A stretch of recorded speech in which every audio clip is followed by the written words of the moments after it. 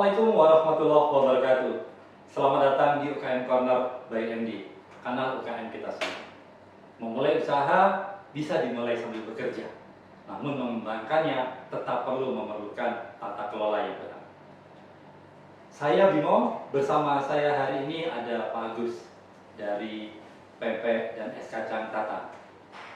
Kita akan menggali dari Pak Agus bagaimana bisnis ini dimulai, bagaimana dampak dari pelatihan tata kelola pada bisnisnya, dan apa yang akan dikerjakan berlanjut di masa yang akan datang. Selamat siang Pak Agus. Selamat siang Pak. Assalamualaikum warahmatullahi wabarakatuh. Waalaikumsalam warahmatullahi wabarakatuh. Sehat Pak? Alhamdulillah sehat Pak. Dari mana ini barusan? Dari ngantar-ngantar orderan Pak. Nggak orderan. Mas diantar sendiri? Diantar sendiri Pak. Siap. Oke, Pak Agus, saya dapat bocoran bahwa bisnis Bapak, walaupun ini bisnis keluarga, tapi untuk Bapak, Bapak mulai ketika Bapak bekerja. Betul sekali Pak. Ini menarik karena sebagian orang beranggapan bahwa berbisnis harus full tuntas sehingga tidak bisa disangsikan bekerja. Nah, kita mohon bisa dijelaskan sejarahnya Pak, sehingga kawan-kawan mungkin bisa belajar. Oh iya, ternyata bisnis bisa dimulai sambil bekerja. Oke, Assalamualaikum warahmatullahi wabarakatuh. Waalaikumsalam warahmatullahi wabarakatuh. Selamat siang teman-teman UMKM seluruh Indonesia. Salam hormat dari Batam. Menjawab pertanyaan dari Pak Mo, bekerja bisa sambil usaha. Ya memang itu yang saya lakukan Pak. Awal mula merintis PMP ini Pak, posisi saya masih bekerja, namun saya lihat peluang di situ sangat terbuka luas Pak. Di tempat kerja itu terbuka peluang untuk Betul sekali. bisnis. Betul sekali. Jadi tiap hari dengan modal awal pertama kali saya melakukan dengan istri saya itu 50.000 Pak modalnya Pak. Modal awal 50.000. 50.000 rupiah Pak. Saya bikin PMP sama orang tua saya bawa ke proyek, terus saya taruh dapat sekitar 170.000, 150.000. Besok beli bahan lagi, kerja lagi, jual lagi. Sebelum ke offset, mengapa PMP? Karena itu yang bisa saya lakukan Pak. Oh, Kemarin tempat itu yang saya kerjakan Pak. jadi Pak Agus mulai ketika sedang bekerja merintis ini. Betul. Dan melakukan yang biasa atau yang bisa dilakukan. Betul. Sebuah inspirasi bahwa rekan-rekan kita bisa mulai bisnis di mana saja, bahkan pada kita bekerja, dan kita bisa mulai dengan yang memang kita bisa mulai. Nah, terus tadi dari hasil 50.000 tadi kemudian naik dapat diperoleh 150 gitu. Ya. Itu berapa lama itu prosesnya Pak? Bapak bekerja itu berapa lama sampai sekarang atau? 1 tahunan Pak. 1 tahun. 1 tahunan. Dari 150 itu ya omset naik terus Pak. Rata-rata kemarin di 500 sampai 600.000 per hari. Dari 50.000 modal awal PMP tadi itu yang Bapak buat bersama istri, kemudian setahun kemudian, tahun berapa itu Pak ya? 2016 Pak. 2016. Jadi setahun kemudian omsetnya sudah mencapai 600.000 per hari. Dari PMP saja. Luar biasa. Nanti kita akan gali kenapa bisa sampai segitu. Belum ditambah gaji Pak. Belum dapat gaji. Jadi ini adalah sampingan. Masih ada. Ya rekan-rekan bisa mengira-ngira berapa hasil bersih yang mungkin ada gitu. Kenapa setahun Pak? Kenapa hanya setahun begitu maksudnya? Karena di proyek itu ada durasi Pak, ada limit. Oh, jadi selesai modul yang kita bikin itu langsung dikirim. kontraknya selesai setahun. Setahun. Jadi pada saat Bapak mengerjakan proyek itu, Bapak mulai membangun dan akhirnya setelah Bapak harus berhenti karena proyek selesai, omsetnya 500.000 sehari. Terus setelah itu Bapak berhenti? Setelah berhenti ya kita lanjutkan di rumah Pak. No. Lanjutkan di rumah, buka di rumah. Alhamdulillah respon dari masyarakat banyak juga. Setelah buka di rumah Pak, saya membuka cabang lagi Pak dengan menggunakan becak motor. Oh, bukan cabang di becak motor. Kalau tadi waktu masih bekerja memang konsumennya hanya karyawan PT. Karyawan toh, teman-teman PT Pak. PT aja. Nah, sekarang ini jadi kita kembangkan Pak, kita kembangkan ke masyarakat. Mencari informasi dari kawan-kawan yang pelaku usaha di pasar-pasar kaget, mereka bilang, oh cobalah pasar kaget bagus, pasar kaget bagus, pasar kaget bagus. Ya. Ternyata Pak, setelah kita coba Pak, zonk Pak, Tidak. tidak sebagus yang mereka katakan. Apa karena perubahan menu atau kondisi pembelinya? Saya rasa itu apa? Salah satu ciri khas dari pempek itu dia harus makan di tempat Pak. Oh. Iya. Selama ini saya beli diterima bungkusan agak dingin saya panasin gitu. Ternyata yang paling enak adalah Makan di Benar, tempat. Benar. dan itu tidak memungkinkan dilakukan di pasar kaget. Nggak mungkin Pak. Oh. Ada yang mungkin, ada yang nggak mungkin juga Pak. Yang mungkin itu ya karena kita melihat pasar Pak ya. Jadi pasar tuh ya dari harga yang kita jual itu menentukan juga Pak. Oh. Kalau yang 1000-an ya banyak. Banyak belinya. Karena saya menggunakan produk yang menggunakan barang-barang yang memang yang kita pilih Pak. Ya, yang pastinya harga kan lebih tinggi Pak. Apakah karena bahan-bahan itu yang butuh tinggi tadi itu membuat kemudian omset di waktu awal sampai 6% sehari? Iya. Jadi kalau pasar Pak, kita perhatikan balik ke pasar lagi. Pasar tempat kerja dengan pasar kaget lah kita anggap. Ya, orang pasar di tempat kerja ini Pak, di proyek ini Pak, mereka mau tidak mau harus makan Pak. Jam 10 itu udah pasti kelaparan. Oh, oke, baik. Sedangkan di pasar kaget, ini kan orang kan ya, oke. sengaja Pak. Hasilnya tidak terlalu mengembirakan. Nggak terlalu mengembirakan. Terus lagi-lagi saya cari tempat searching, dapat di daerah Gajah Mada, Tiban. Tiban. Betul. Di situ mulai bergairah lagi Pak. Tahun berapa itu? 2017 Pak. 2017. Bergairah lagi. Bergairah lagi Pak. Buka jam 3 sore, jam setengah 6 sore udah ngantongin 700.000 itu. Buka jam 3 sore. 3 sore sampai setengah 6 aja udah.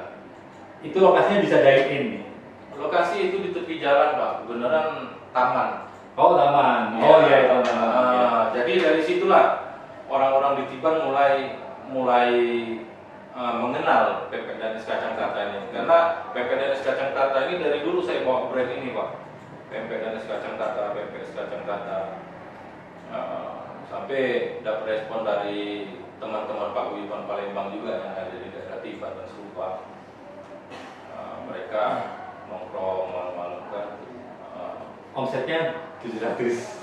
Omset kalau sampai malam itu lebih Pak. Oke. Ya. Di 2017 itu juga begitu omset sedang naik, saya dipanggil lagi kerja Pak. Jadi sudah turun di pasar kaget, ketemu tempat di Tiban, naik. Dipanggil lagi kerja.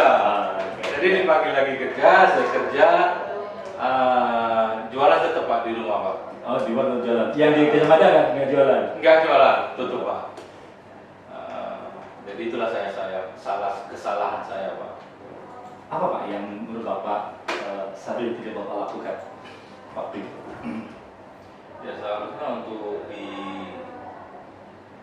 usaha kuliner ini Pak, terutama kuliner lah Pak. Iya. Di usaha yang nggak ada tempat setengah-setengah Pak bagi orang yang setengah-setengah Pak. Tidak ada tempat Bagi orang yang setengah-setengah. Bahkan Jadi harus fokus Pak. Oh. Harus fokus Pak. Itu kesalahan saya. Jadi apa terjadi setelah Bapak kembali bekerja tadi? Setelah saya kembali bekerja, ya istri yang jalan Pak, di rumah. Ya. Saya pas kontrol, nggak saya perhatiin pendapatannya berapa, nggak saya tanya karena belum ada ilmunya Pak. Oh, Jadi gaji mulai dengan apa adanya gitu. Iya, apa adanya aja. Jadi gaji saya kasih dan tiap bulan ya udah gitu aja. Jadi tidak ada perkembangan signifikan Tidak selama ada perkembangan signifikan sampai terakhir saya di 2020 bulan Maret tanggal 3 itu saya baru selesai kerja. Jadi 3 tahun. Enggak, saya udah pindah project lagi. Waktu itu Maret 2020 itu pas-pasnya COVID lagi Oh, panas-panasnya Pak. Itu semua diturunin dikat dari tempat kerja Pak. jadi di proyek Bapak karena COVID dihentikan dan Bapak kembali. Dan kembali. Tapi Apa yang- PPK tetap jalan terus Pak. Apa yang Bapak lakukan setelah Bapak kembali? 2 hari udah nyampe di rumah, saya berpikir Pak, nah ini PP harus dibesarin nih. Oh, Kayaknya ini prospek bagus. karena dulu 600 di perusahaan, kemudian 700 di bank diakin. Iya. Menjanjikan sebenarnya. Menjanjikan Pak. Ah, iya. Saya pikir-pikir ya udah. Awal mula langkah pertama Pak, saya pergi ke kantor dinas koperasi UMKM Pak. Umang Pak. Saya daftarin, Bu, saya mau jadi binaan dinas UMKM. Tang dapat pelatihan saya Pak. Itu sampai jualan di rumah ya?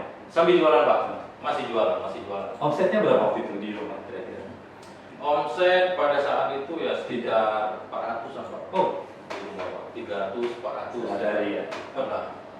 Baru lebih kecil dari itu ya, ini masih ada ya? Lebih kecil. Ya, masa kopi Pak. Ya, Yang penting dapat siap. siap untuk makan lah. Iya. Terus Bapak mendaftar di dinas itu? Ya, setelah pelatihan dari dinas, mulai dari situ Pak, mulai terbuka Pak, teman-teman pengusaha Batam udah mulai banyak yang saya kenal.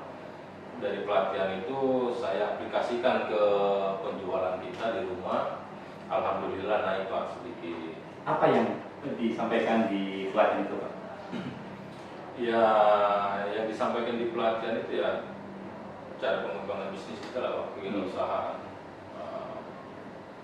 Itu kemudian Bapak dipraktekkan di rumah? Dipraktekkan di rumah pelan-pelan, bertahap, sampai kita nggak putus silaturahmi dengan teman-teman. Ya, ada teman kita namanya Bu Mai, Keripik Ebi itu Pak, Oh iya. Mas Said. Ya. Nah, jadi Bu Mai Mas Said ini dialah yang mengupload saya ke tempat pelatihan yang wadah itu bernama Akademi Melayu Dermawan. Jadi Bu Mei ini yang membekal Bapak dengan Betul. Akademi Melayu Terima Dermawan. kasih Bu Mai. Iya. Dukungannya luar biasa. Sebuah informasi yang kemudian ternyata merubah ya. Betul, itu yang berubah Pak. Oke. Asli berubah dari otak yang katanya otak kiri, otak kanan berubah ke otak kanan Pak. Semua. Iya. Apa yang Bapak lakukan selama Bapak oleh Bu Mei direkomendasikan masuk ke bergabung dengan Akademi Melayu Dermawan? Sebetulnya sih Pak, bagi saya pengusaha pribadi itu Pak, yang saya cari benar-benar saya cari selama ini Pak tentang HPP Pak. HPP, Harga pokok penjualan Pak. harga penjualan. Karena inilah dasar landasan yang harus dipegang oleh seorang pengusaha itu HPP ini Pak. Di mana-mana nih Pak. Menarik rekan-rekan, ketika mayoritas menyatakan bahwa ilmu penjualan yang lebih penting, Ya. ternyata Pak Agus justru menyatakan bahwa fondasinya ada di HPP. Mengapa bisa sampai seperti itu Pak? Oke, saya jelaskan Pak. Karena di HPP itu Pak, yang saya dapetin dari Akademi Melayu Dermawan Pak. Saya berpikir kok selama ini barang habis, penjualan bagus, duitnya kemana? Sampai saya itu emosian sama orang rumah Pak. Lah kan ini kan bla bla bla bla bla bla. Ya udah. Gitu. Nah setelah belajar HPP ini Pak, saya hitung, wow, ini ada di stok Mas. Uangnya ada di stok ini. Ini, oh ada di sini, ada di sini. Jadi memang di HPP itu Pak, itulah. Yang terpenting itu mencatat Pak. Mencatat. Mencatat itu penting itu. Tapi mencatat kan tidak ada langsung dampak dengan penjualan Pak. Ada Pak. Oh, ada. Siapa bilang nggak ada? Ada. Sangat. Oh, Jadi mencatat ini penjualan pempek laku 10, pempek laku 5 itu ditulis dicatat. Baru terus nanti akhir baru dihitung. Di bawah nanti aku bikin kolom Pak, kebutuhan keluarga, pembelian bahan. Udah itu operasional, penjualan online, penjualan offline. Saya tulis semua Pak, sampai 40,5% pun saya langsung tulis di situ Pak. Subhanallah. Itu hebat Habibie itu Pak. Jadi di pelajaran itu Bapak diajarkan untuk mencatat semua. Betul. Kemudian tadi apa? Pengeluaran keluarga tadi? Iya, pengeluaran keluarga, pembelian bahan, operasional. Di situ dicatat semua Pak. Dan ada termasuk infak 2,5% tadi ya. Betul. 2,5 infak itu juga dilakukan sebelum juga Pak. Dilakukan sebelum ini iya Pak. Pada waktu penjualan di proyek, flashback lagi waktu di proyek itu Pak, malah saya 10% Pak. 10%? Iya. Dari apa? Dari untung atau dari Dari omset? total penjualan seluruh itu Pak. 10% udah aku bilang, urus ada teman kan. Jadi menarik rekan-rekan, ternyata Pak Agus ini ketika dimulai, berarti di awal-awal dulu ya? Iya. Itu total hasil penjualan berapapun total penjualannya disisihkan 10% 10%. diinfakkan. Iya Pak. Mengapa Pak? Mengapa Bapak lakukan itu? Apa yang mendasari Pak? Ya. Ini kan omset ya, bukan hasil bersih ya. Kenapa tidak ada hasil bersih? Apa ini? Betul sekali Pak. Yang mendasari itu Pak ya ceritanya panjang Pak. Tapi Bapak tidak khawatir dengan Enggak lah Pak, orang campur tangan Tuhan oh. Jadi apa namanya tidak ini ya, tidak ada apa tidak ada. membuat kita miskin lah Pak. Oke. Dan itu kemudian diteruskan di catatan tadi. Catatan tadi Pak. Jadi dari Akademi Melayu Dermawan itu saya mau pakai apa namanya ATM Pak, amati tiru modifikasi. Saya tambahkan Pak. ATM amati tiru modifikasi. Amati tiru modifikasi Pak. Ada dapat modul. Dapat Pak. Dapat Pak. Di modul itu lengkap Pak. Oh, oke. Sampai pemasaran, sampai cara kita menentukan pasar, siapa omset yang harus kita kejar gitu Pak. Terakhir saya ditawarin oleh perbankan Pak, modal. Sebentar.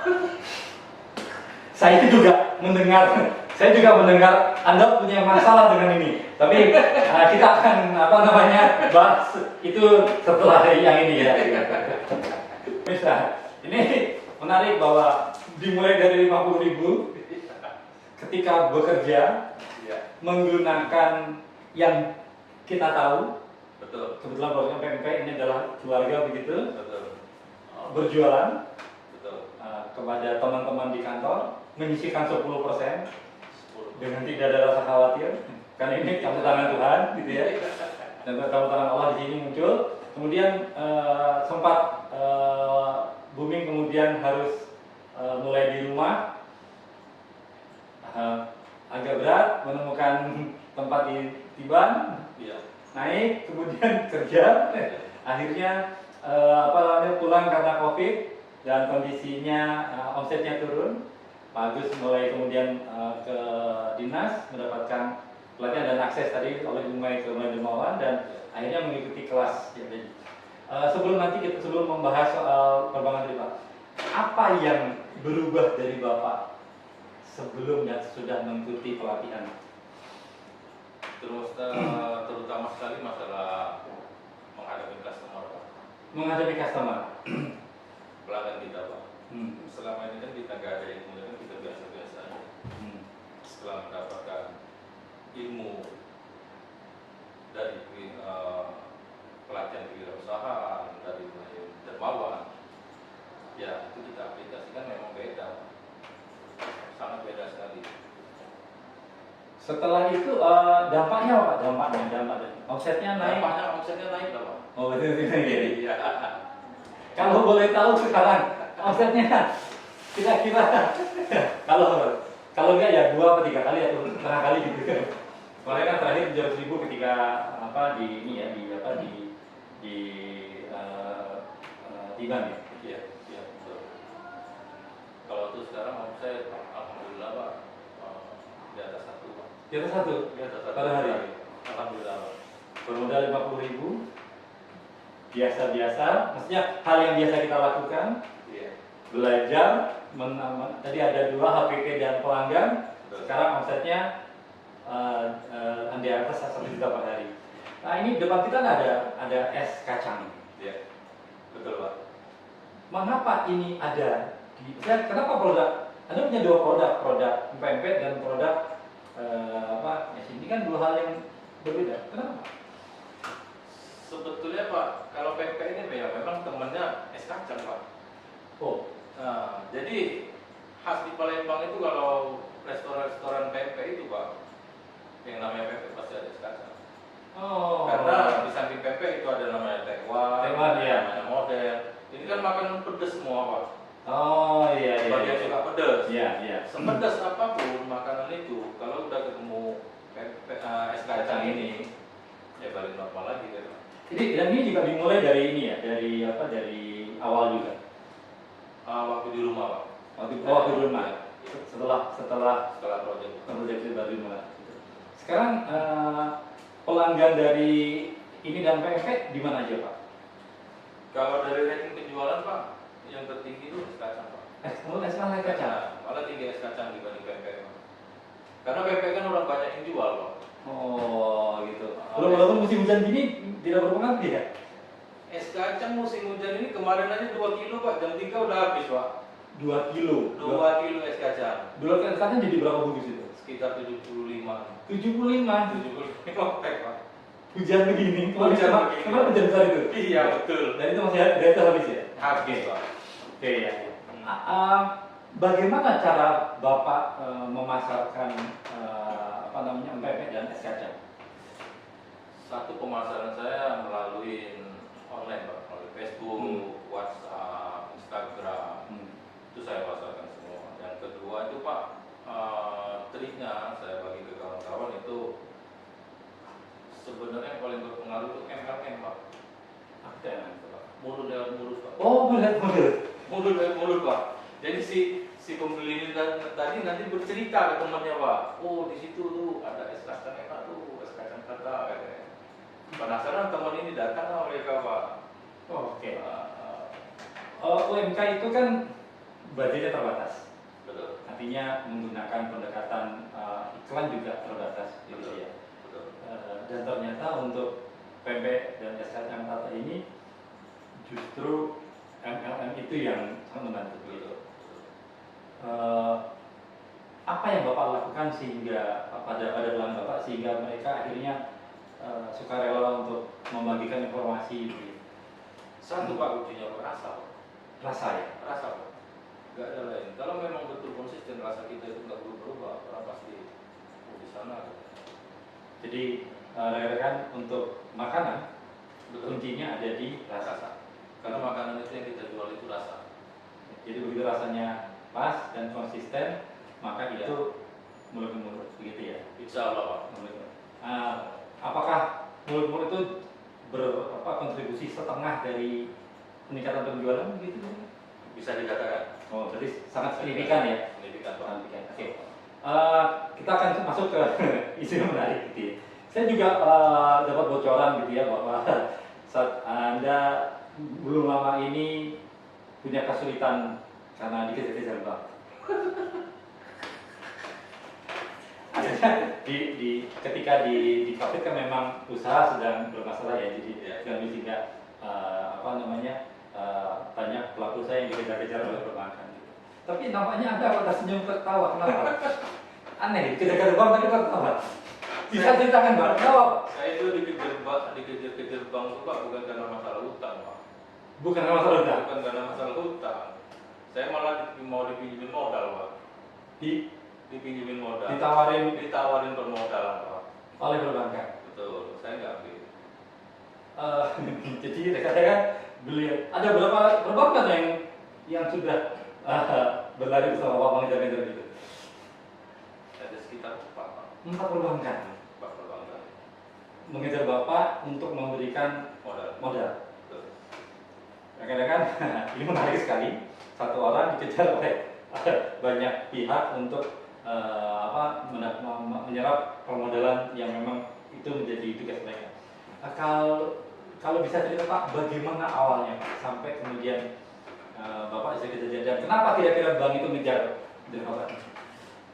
Ya, jadi kejadiannya gini Pak. Saya ngajuin mau ngambil tempat Pak. Saya mau ngajuin ngambil tempat. Begitu ditengok pembukuan saya sama Bang itu langsung Pak, oke Pak, udah Pak. Kapan kita proses Pak? Gitu-gitu Bang Leto ya pembukaan itu. Iya. Saya tengok kan langsung pembukuan. Saya tengok kan HPP-nya Pak. Langsung geleng-geleng kepala, Pak, Bapak belajar di mana?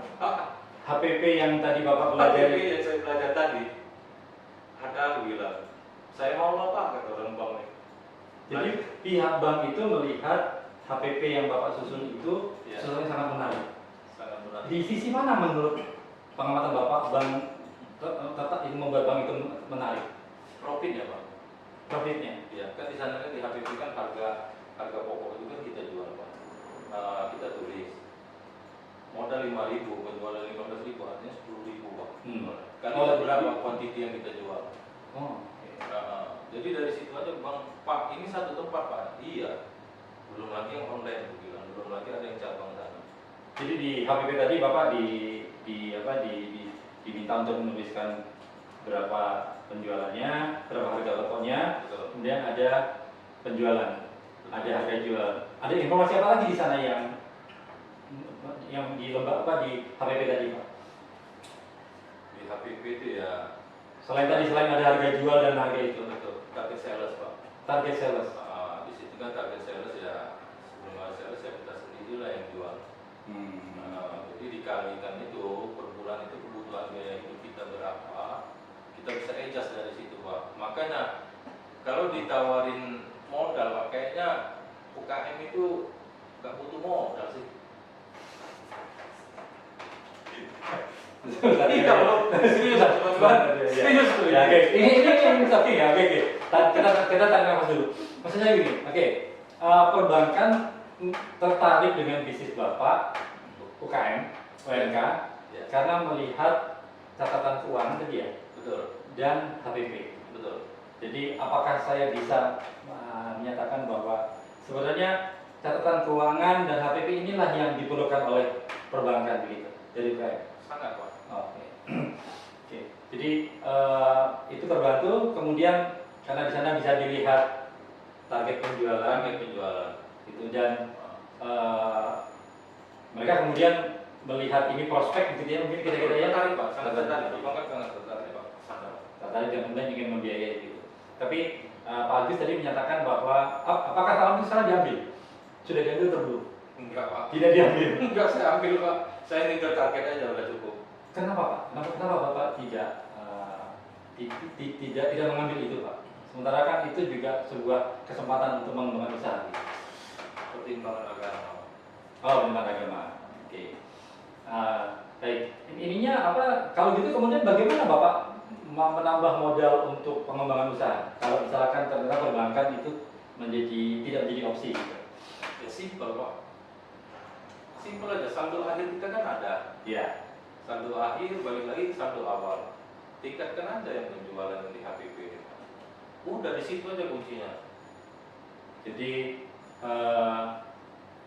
ada saldo Saldo akhir, saldo awal, tingkatkan penjualan, ketemu lagi penjualannya nanti, dipotong bahan, dipotong kebutuhan keluarga, dipotong lagi operasional, udah, nanti sisanya masuk ke modal lagi. masuk modal lagi. Oh, jadi sebenarnya UKM juga punya kesempatan untuk memperbesar usahanya Betul. tanpa dukungan, tanpa keterlibatan dana dari luar, dengan cara tadi menggunakan sisa dari hasil bulanan untuk sebagai modal, begitu. Betul. Tapi kan ini Pak, itu kan orangnya harus disiplin Pak. Ya UKM itu harus disiplin lah Pak. Yang namanya UKM itu kan usaha kecil miliaran Pak. Lo kecil miliaran, ya. Ya, harus lah. Usaha kecil miliaran. Iya, betul. Ya betul. Dan 1 miliar dibagi 300 sekitar 30 juta satu hari sudah. Oke. Sama coba tadi kita saja. Iya, tapi difasilitasin. Iya.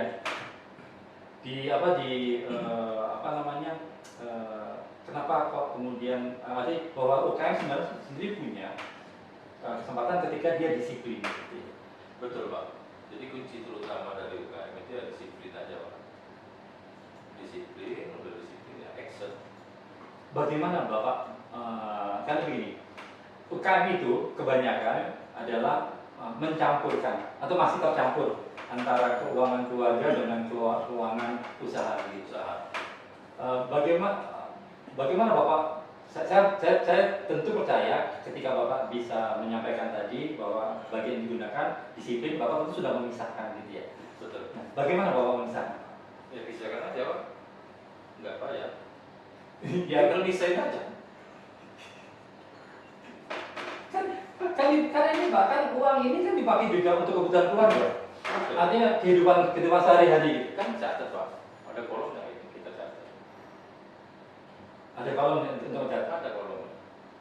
Jadi semua kebutuhan keluarga juga dicatat. Betul. Jadi bukan cuma bahan operasional gitu, sama tadi 2,5 tadi, tapi juga ada kebutuhan keluarga. Ada termasuk kebutuhan keluarga juga Pak. Apa Pak manfaat Bapak mencatat kebutuhan keluarga dari di catatan keuangan Bapak transaksi ini?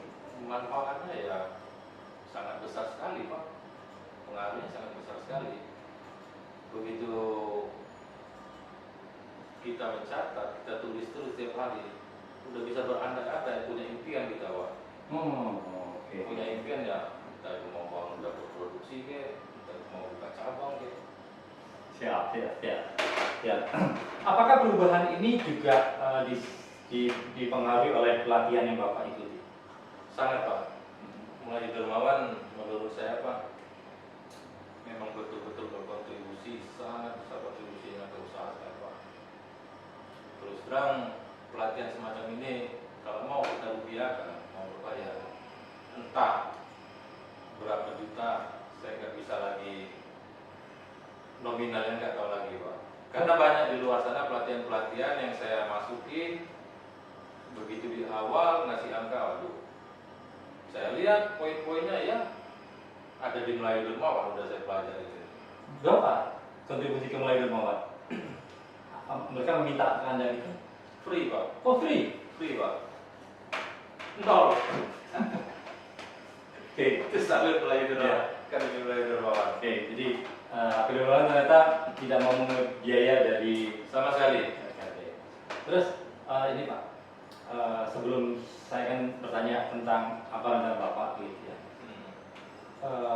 Apa sebenarnya dampak dari pelatihan yang dirasakan oleh para UKM kalau mereka mengikuti itu? Kan gini Pak, mengikuti pelatihan kan keluar walaupun tidak bayar, tapi kan ada waktu yang harus mungkin 2 hari, 2 jam, 3 jam, mungkin setengah hari gitu kan. Dan itu rutin sementara ini juga ada target yang sekian gitu. Di tengah semua kesulitan itu, mengapa Pak rekan-rekan UKM itu perlu mengikuti pelatihan? Karena di sekarang ini Pak, apalagi masa pandemi kayak gini, kita dengan keterbatasan cara pola pikir kita nggak mungkin bisa mengejar target Pak. Intinya kalau kita udah masuk ke pembelajaran, terutama ya yang saya pribadi jalanin dengan mengikuti Akademi Melayu Dermawan ini, saya bisa menentukan Pak target pasar saya, cara saya penyampaian sama konsumen, berapa yang harus saya jual hari ini. Ya kalau memang nggak ada orang yang beli, ya kita masih ada konsep-konsep yang lain Pak, cara-cara yang lain yang kita pelajari di sana. Bagaimana cara supaya barang ini dalam hari ini bisa laku sekian? Itu juga diajarkan? Itu juga diajarkan Pak, kan di situ kan ada promosi. Di promosi itu dipecah lagi. Dalam 1 tahun itu dibikin 12 kali promosi dan tiap-tiap bulan. Itu dalam modul ya? Dalam modul Pak. Modul juga gratis? Modul gratis. Oke, baik bagus. Dimulai dari menjawab langsung, dimulai dari 50.000 ya, tempat kerja sekarang telah di atas 1 juta, dan ternyata produk yang kedua juga diterima sama baiknya begitu ya. Kemudian bagus berhasil memisahkan antara keuangan usaha dengan keuangan keluarga dan akhirnya mampu melihat kemungkinan untuk mengembangkan usaha tanpa bantuan modal dari luar. Sesuatu yang menurut saya sangat berbeda hari ini dengan umum secara umum gitu ya. Kalau untuk bertumbuh UKM tetap perlu bantuan sumber dana gitu. Apa Pak rencana Bapak di tahun depan ini, tahun 2022?